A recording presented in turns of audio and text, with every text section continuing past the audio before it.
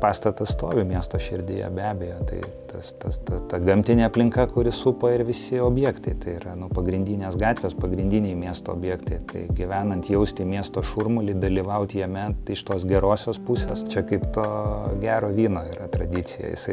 Kasmet jo vertė vadinasi ir kokybė auga. Tai čia tas pats su namu. Tiesiog šitam pastatui pasisekė. Jisai grįžo į pirminę savo paskirtį. Pastatas yra suprojektuotas, laikau vieno garsiausių architektų, Karolio Reisono, tai ta vertė jau tame yra, nes pats autorius yra svarbiausia Kauno pastatą, Prisikėlimo bažnyčią suprojektavęs. Tai mum kaip architektam apskritai tai yra toks etaloninis objektas, tai Kauną atspindintis, ir juo labiau, kad šitam pastate ir pats autorius yra šiek tiek gyvenęs su šeima, tai visi tie epizodai jie yra tokie esminiai ir projektuojant labai svarbu nesugadinti. Pats pastatas suprojektuotas kaip daugiabutis namas su komerciniam, toks multifunkcinis. Sovietmečiu, kaip daugelis pastatų, buvo pritaikyta studijų technologijai, tai buvo mokslo paskirties pastatų virtęs. Ir kuomet vėl grįžo objektas į tinkamas rankas, tai kartu su vystytoju yra atstatyta pirminė funkcija daugiabučio. Pirmas aukštas yra komercinės patalpos, tai šitos vertės jos, vadinkim, grįžo.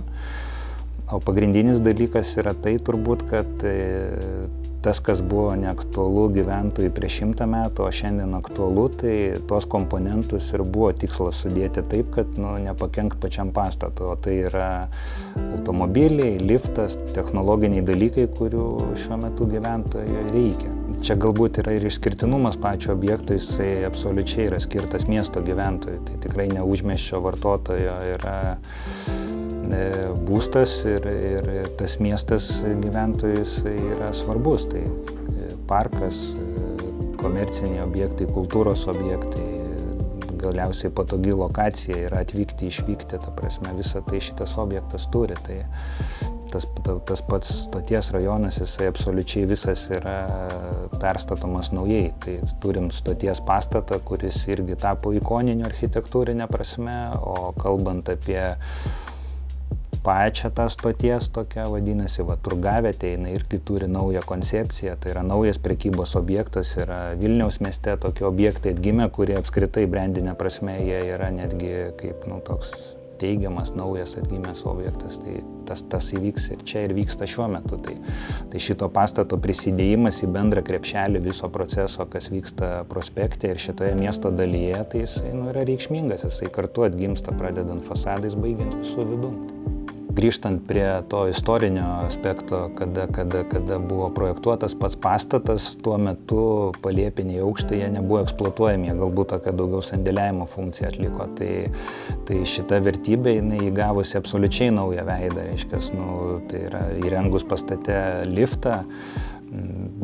Vėl verta paminėti, kad pats liftas jisai irgi Kauno miestui būdingų būdų yra galbūt projektuojant pastatą, tuo metu tai nebuvo reikšmingais ir jis buvo gal tiesiog neįrengtas. Tai yra centre prabangios laiptinės yra įrengiamas liftas, kurį supa laiptai, o tuo liftu patenkama į tą jau palėpę, kurioje yra penthausiniai numatyti butai, iš kurių atsiveria vaizdas į parką.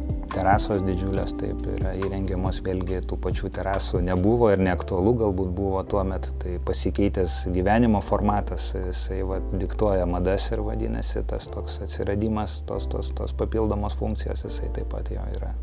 Autorius, kuris Kauno miestui yra toks, sakyčiau, esminis, Reisonas, tai tu perki dalį istorijos, tai yra, dalyvausi toje istorijoje, kuri yra sukurta ir jau tapusi labai reikšminga Kauno miestui.